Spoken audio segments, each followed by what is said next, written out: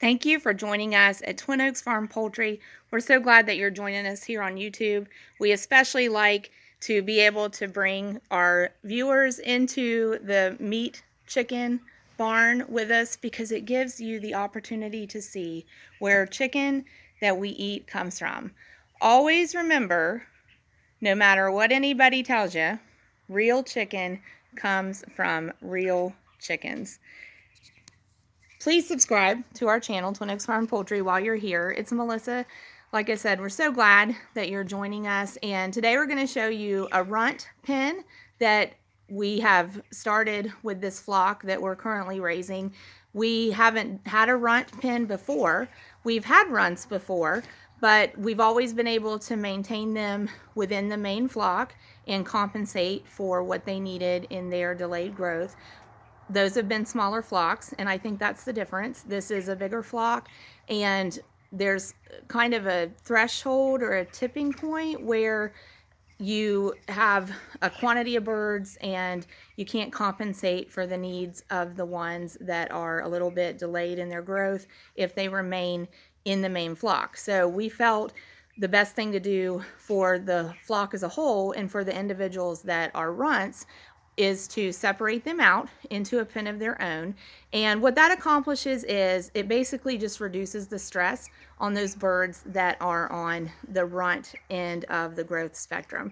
Because with a typical bird that's at the size and hitting those milestones that we expect to see in the development of the meat birds, when they're in the flock at large, they're maintaining growth and they're able to manage the normal stressors that are part of the chicken's daily routine. But when we've got these small birds that they're a little bit delayed in their growth physically, they're already struggling to maintain the growth. So when you factor in the normal stressors that occur just in the daily routine, they can't manage both. They can't manage the stress and continue to add to their growth. So we're finding that if we can separate them out, then we get that ability to help them try to either keep up, or at least it might just extend their grow out, but we're still going to be able to finish that bird into taking them to process and getting a harvest out of that bird, which is the goal in a meat production program. So I'm going to show you the ones that are typical size. So these birds are actually almost 3 weeks old. They'll be 3 weeks old in about 24 hours.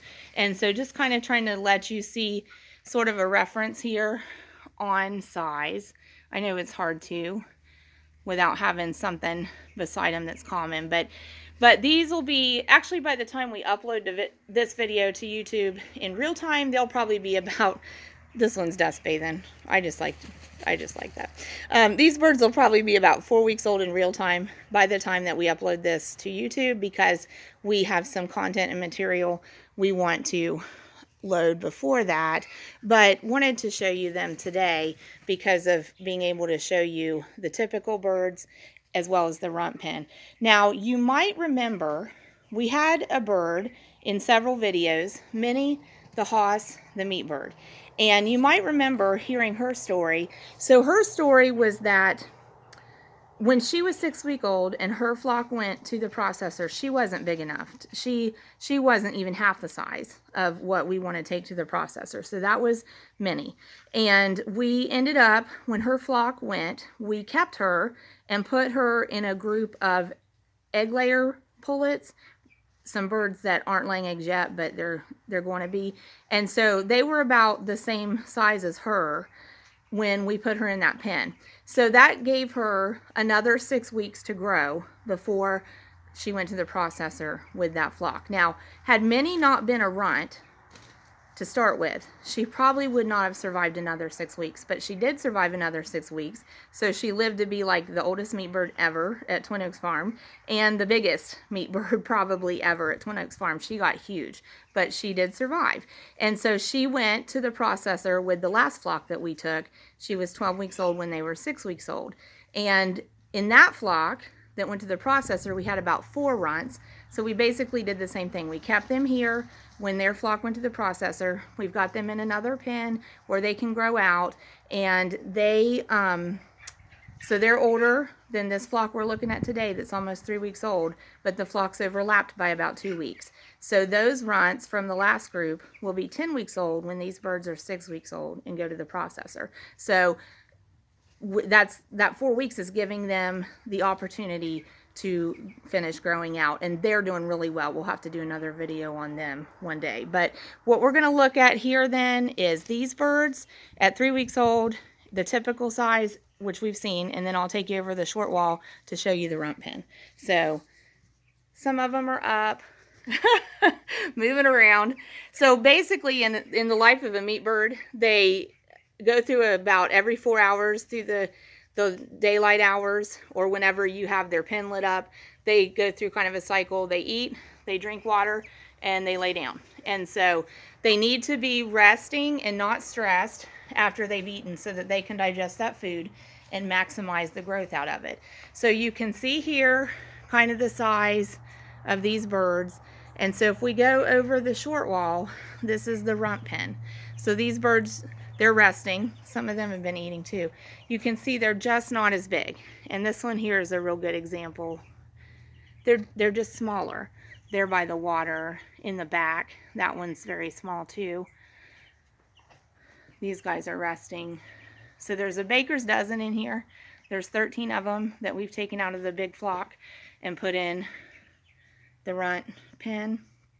That one's very small too.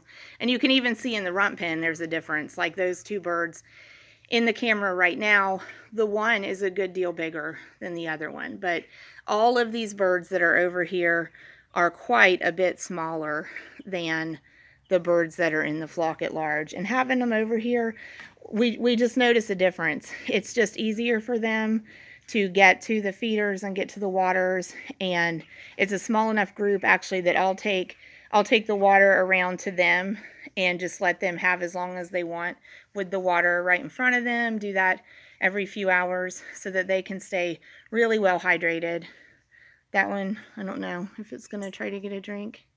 It looked like it was going to try to get a drink. The feeder's easier for them to get to. So it's just a stress management tactic.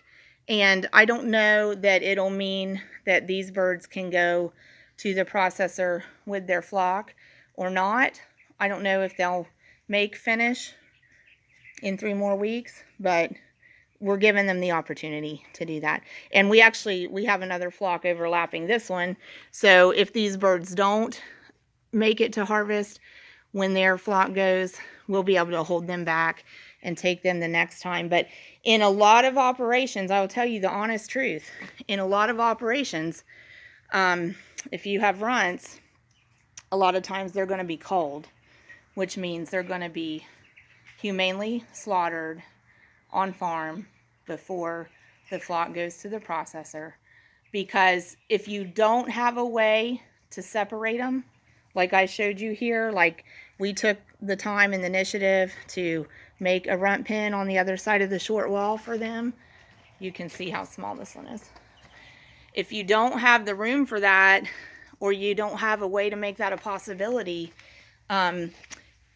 it's really not best for the runts themselves or for the rest of the flock to keep them in the flock at large, because these little guys are weaker. So if there's going to be disease, it's going to attack them first. And so it's basically, a gateway for disease to get into a flock if you keep runts in it. So that would be the reason that a large operation maybe wouldn't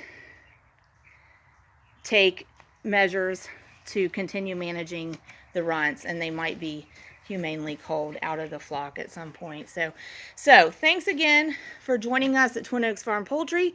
We'll bring you back to the barn another day, and we sure hope that you are able to connect with some farmers in your area, wherever that is, and connect yourself to some local excellent food produced by American agriculture. God bless y'all. Join us again at Twin Oaks Farm Poultry. We appreciate you.